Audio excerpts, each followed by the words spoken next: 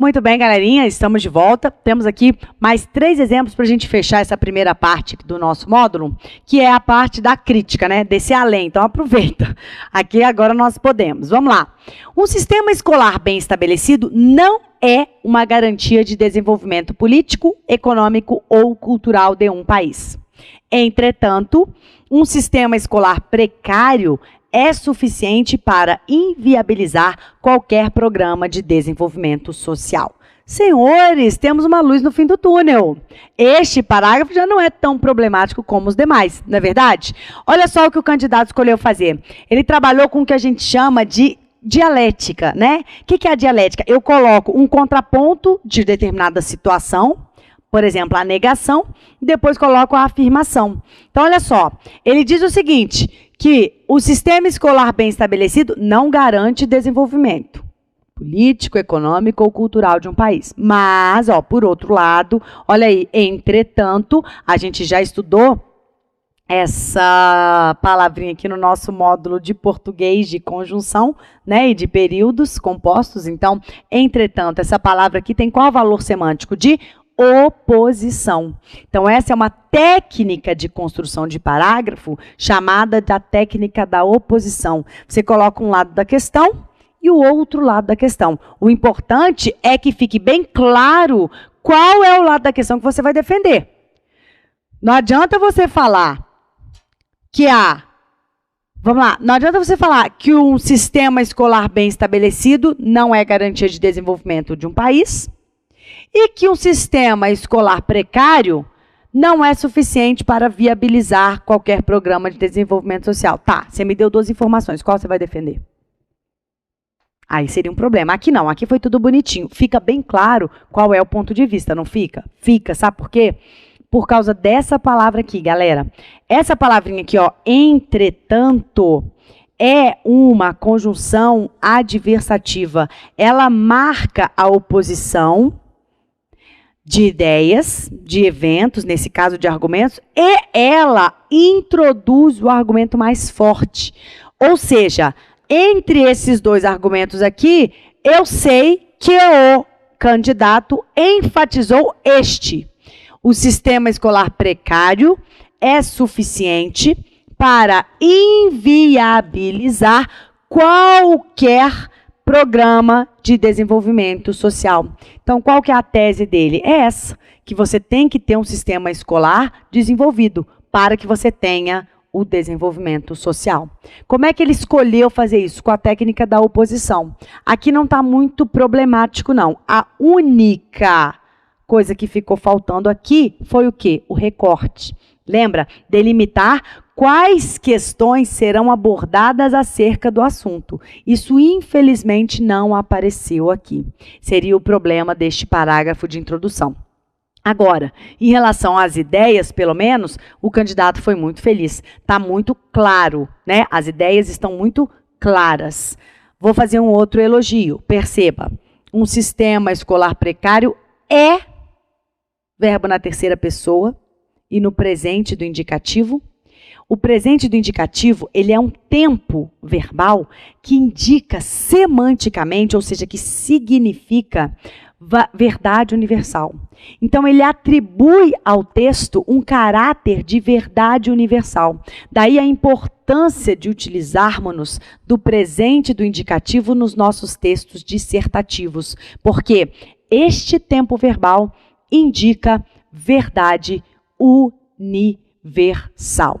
Então, percebam, um sistema escolar precário é suficiente para inviabilizar, olha que bacana, olha aqui, qualquer programa de desenvolvimento social. Caramba, olha a expressão de força, qualquer programa de desenvolvimento social. Esse pronome aqui, ó, qualquer programa, esse pronome qualquer também traz uma força argumentativa. Olha como é enfático isso aqui.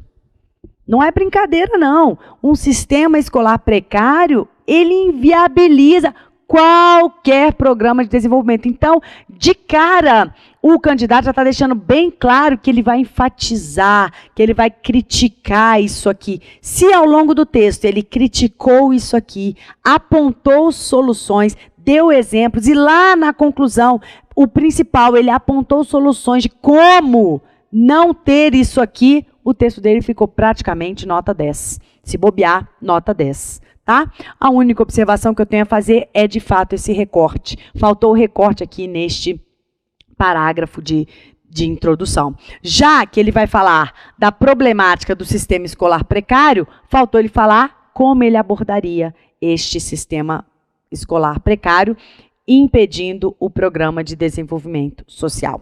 Poderia abordar isso sobre quais aspectos? Aí sim eu acho que entraria de forma interessante um aspecto, por exemplo, econômico ou ainda um aspecto cultural.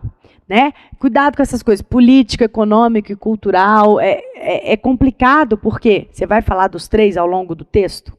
Cuidado, porque né, tudo que a gente coloca político, a gente coloca político, econômico, cultural e ainda coloca o social, né? Aspectos políticos, econômicos, culturais e sociais. Mas a gente vai abordar todos esses aspectos? Lembrem-se disso, senhores. Tudo aquilo que aparece na minha introdução deve ser devidamente justificado, devidamente aprofundado no meu desenvolvimento. Às vezes a gente quer fazer uma introdução impactante, né? Para que o examinador fale, não precisa de nada disso. Dissertação é um texto simples, até porque é um texto objetivo. Se fosse para você ser um gênio, um Machado de Assis da língua portuguesa, a banca não cobraria um texto objetivo. Recorde-se você que a dissertação é um texto objetivo. Então, não é para você ficar fazendo uso, né, de uma linguagem rebuscada e querendo criar um estilo de escrever. Não. Seja objetivo, seja simples. O tempo todo eu estou falando aqui, apresentar as ideias de maneira clara, de maneira simples, de maneira objetiva, de maneira precisa, sem embromação, sem encher linguiça, sem ficar de longa, né, de blá, blá, blá. É objetividade, é simplicidade. Essa palavra também combina com a dissertação.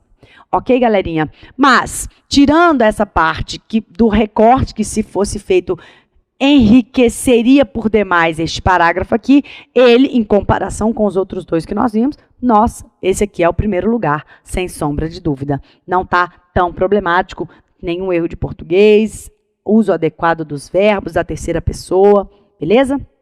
Então, em linhas gerais, é um bom parágrafo de introdução. Se você apresenta um parágrafo como esse, mesmo que você não faça o recorte, você vê, ele não foi incoerente, ele não usou a primeira pessoa, está bem clara a tese dele, aí o examinador é como se ele desse aquela aliviada.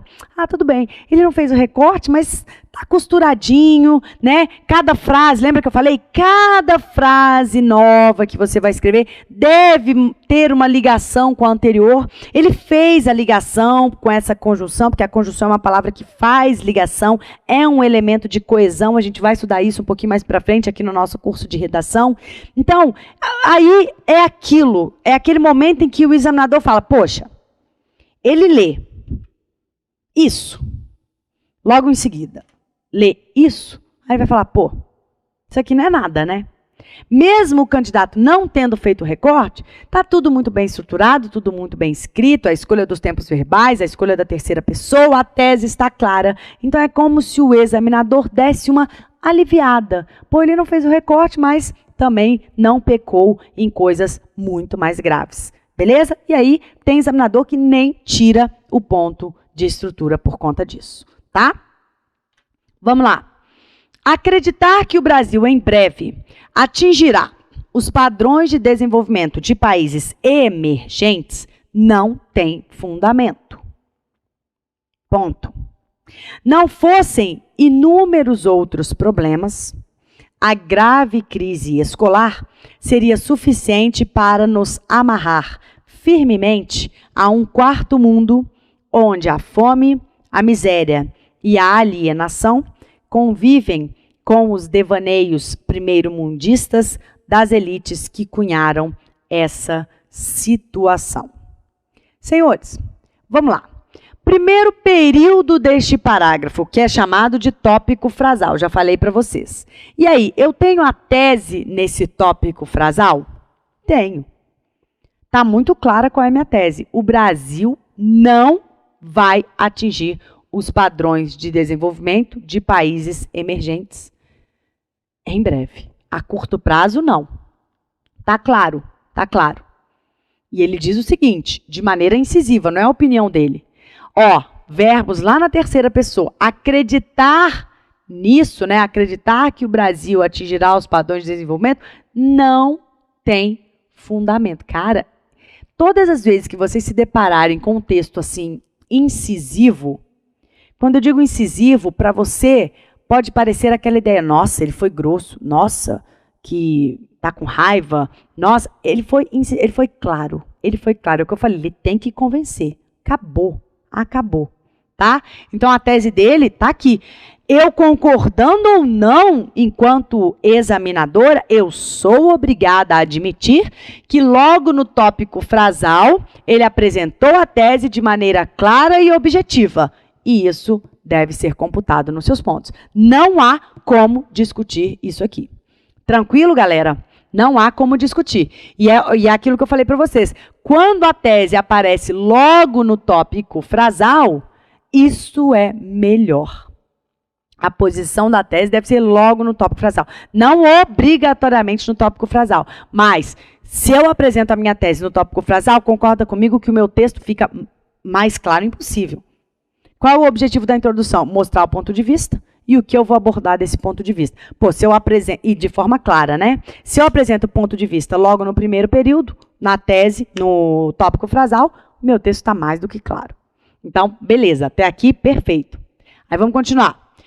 Não fossem inúmeros outros problemas, a grave crise escolar seria suficiente para nos amarrar firmemente a um quarto mundo, onde a fome, a miséria e a alienação convivem com os devaneios primeiro-mundistas das elites que cunharam essa situação. Olha só o que está acontecendo aqui, galera.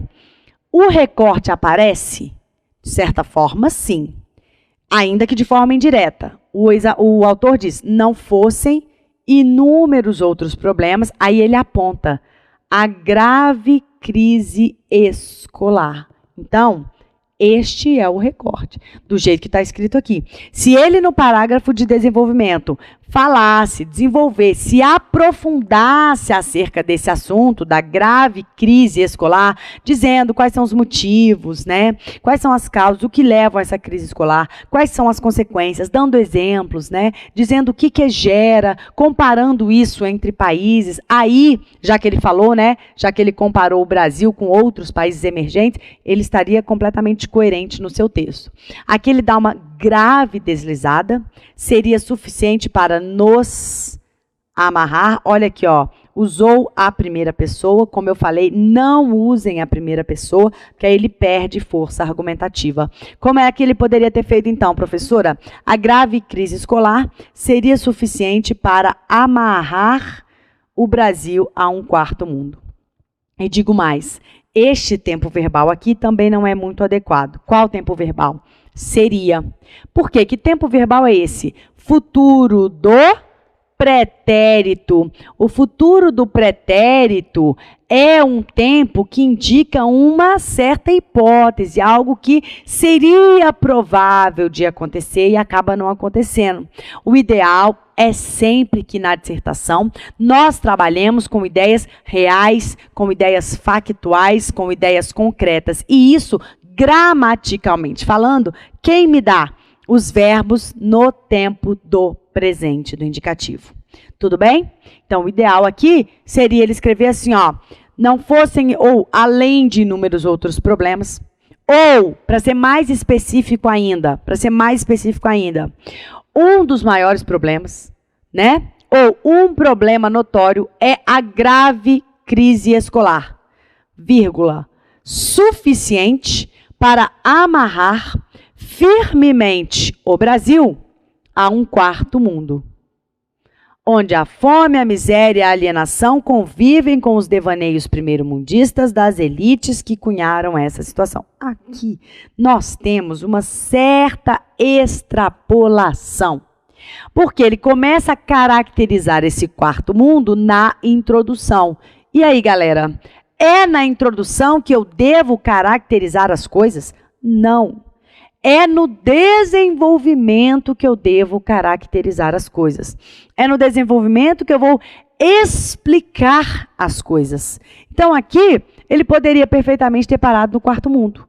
E lá no desenvolvimento, ele explicaria, então, o que vem a ser esse quarto mundo, quais são as características desse quarto mundo, quais sejam, segundo o autor, lugar em que a fome, a miséria e a alienação convivem com os devaneios primeiro-mundistas das elites que cunharam essa situação. Então, ele conseguiu caracterizar o quarto mundo de maneira interessante. Porque, de fato, o que é o quarto mundo? Você tem os problemas do submundo, dos países subdesenvolvidos, fome, miséria, alienação, e você tem hipóteses, você tem princípiozinhos de países desenvolvidos. Então, ele diz, devaneios primeiro-mundistas. Então, em verdade, o quarto mundo, de fato, é uma situação política, social e econômica conflituosa, paradoxal. Você quer sair dessa situação, mas a sua realidade ainda é muito presente naquela situação de fome, de miséria, de alienação, desses problemas sociais tão graves. Agora, essa caracterização poderia ter ficado para o desenvolvimento. Lembra que eu falei para vocês, quando eu estava apresentando a estrutura da dissertação, aí eu falei, é um erro muito comum, o candidato fazer, sabe o quê? Colocar partes do desenvolvimento na introdução. Lembra que eu falei isso? Falei. É muito comum. Porque a diferença, às vezes, na cabeça do aluno não é clara. Galera, por isso que eu falei, introdução é apresentar a tese, fazer o recorte. Acabou. O que você vai caracterizar, você vai exemplificar, você vai justificar no desenvolvimento. No desenvolvimento. Então, essa parte aqui da caracterização do quarto mundo, toda essa parte aqui, ela se enquadra de maneira estrutural muito melhor na parte do desenvolvimento. Aí, olha a diferença. O seu parágrafo já fica bem menor, né? Porque olha aqui, 3 linhas digitadas devem ocupar aí 4 linhas e meia, talvez até 5 linhas escritas. Nós estamos aqui com vários exemplos de introduções muito longas. A menorzinha, não à toa, que foi a melhor, é essa aqui. Beleza? Então, muito cuidado com isso, galerinha. O número de linhas, senão você vai se complicar lá no desenvolvimento, se você levar em consideração, e eu espero que você leve, que o desenvolvimento, cada um dos seus parágrafos deve ter, no mínimo, 2 linhas a mais do que o número de linhas da introdução, de 2 a 4 linhas a mais. Tranquilo, pessoal? Mel na chupeta? Vamos, então, analisar, acho que esse é o nosso último exemplo, né? Então vamos analisar esse aqui no nosso bloquinho ainda. Deixa eu beber uma aguinha para molhar as minhas cordas vocais.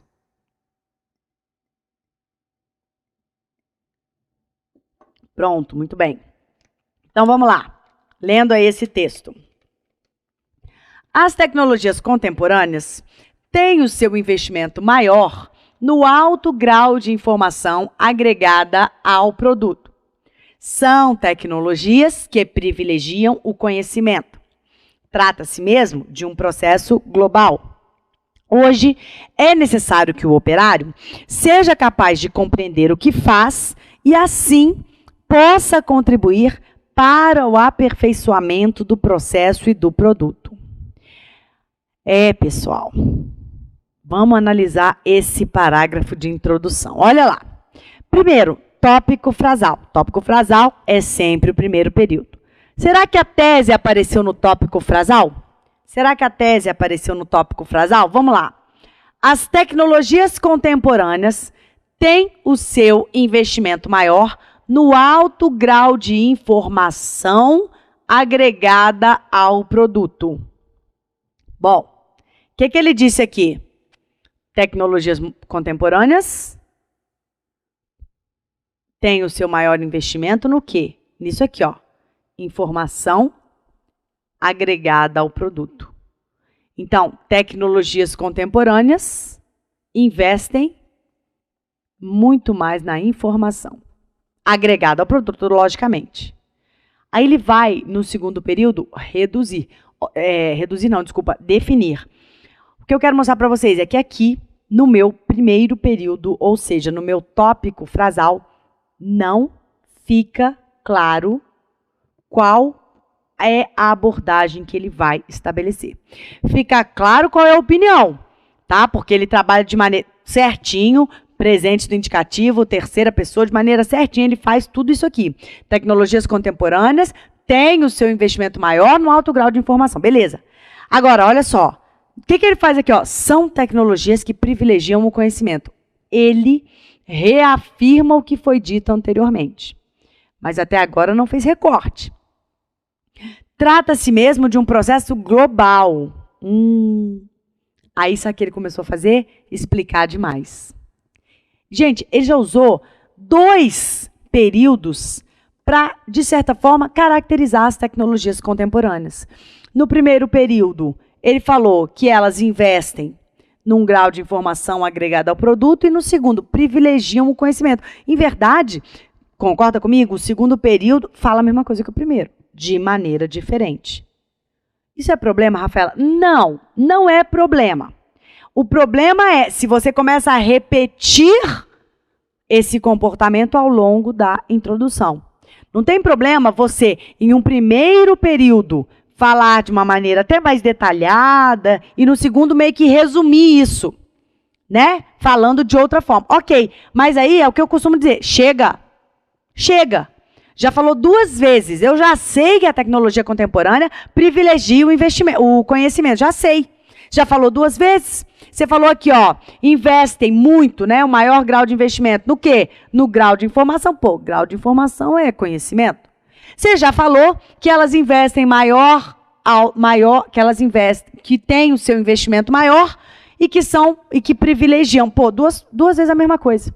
Então perceba, tem problema? Não, não tem problema. 2 vezes não, mas chega. Não dá para falar a terceira. E aí o candidato começou a deslizar. Olha lá, trata-se mesmo de um processo global.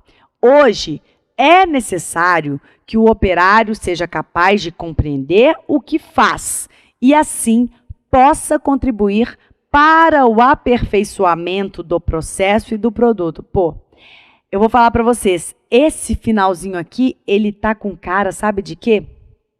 Conclusão. Vou te dizer por quê. Em linhas gerais, eu já disse que a conclusão retoma a tese e faz um apontamento crítico, né? Ela aponta uma solução para o problema. E aí, de certa forma, ele faz isso. Olha lá. É necessário que o operário hoje seja capaz de compreender o que ele faz e, assim, possa contribuir para o aperfeiçoamento do processo e do produto. Isso aqui não é solução? Isso aqui não é uma solução para... Se hoje as tecnologias contemporâneas privilegiam o conhecimento, então, se as tecnologias privilegiam o conhecimento, qual é a conclusão? A conclusão é que os trabalhadores, que os operários tenham esse conhecimento. E uma vez os operários tendo esse conhecimento, conclusão, o que gera? O que gera? Olha aqui a ideia da consequência. A solução. Se os operários têm este conhecimento, qual é a solução? A solução. O que isso vai gerar? Está aqui, ó. Eles vão poder contribuir para o aperfeiçoamento do processo e do produto. Porque, afinal de contas, o que a tecnologia sempre quer não é isso? Lógico.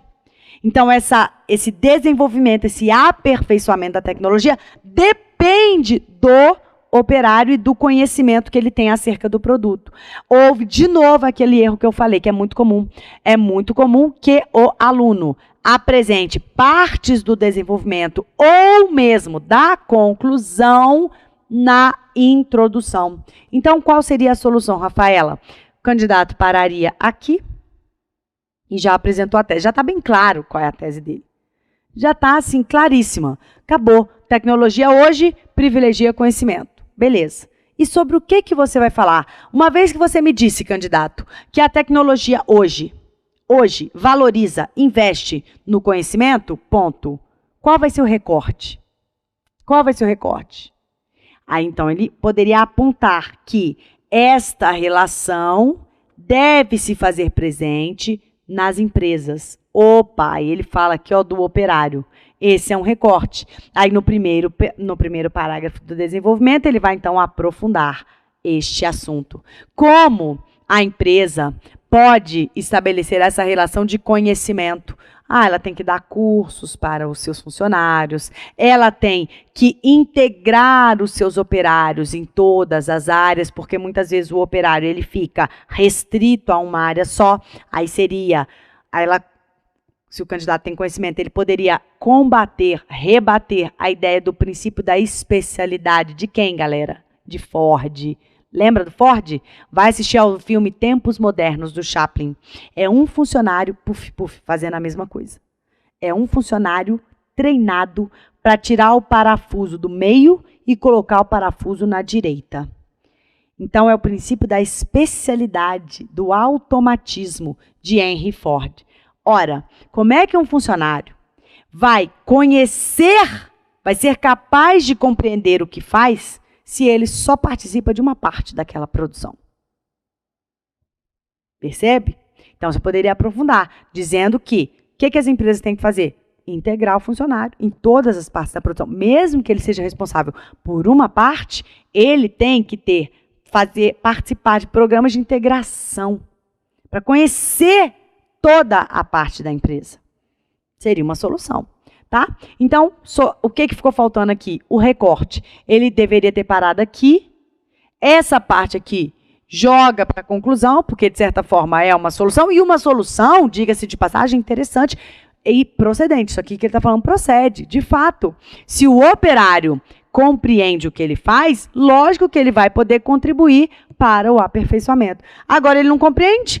Ele é um macaquinho, um robozinho. Macaquinho não, perdão, ele é um robozinho. Tira daqui para aqui. Tuf. Tá pensando? Não tá. Como é que ele vai poder contribuir para alguma coisa? Ideias, sugestões, críticas.